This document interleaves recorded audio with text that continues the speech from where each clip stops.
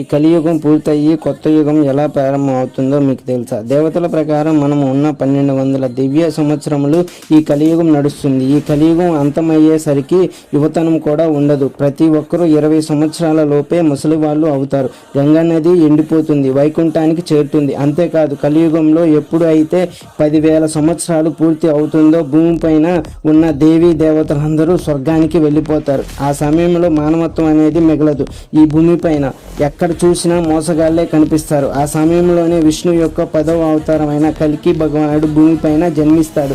కేవలం 3 రోజుల్లోనే భూమిపైన ఉన్న పాపులందరినీ చంపి ధర్మాన్ని కాపాడుతాడు.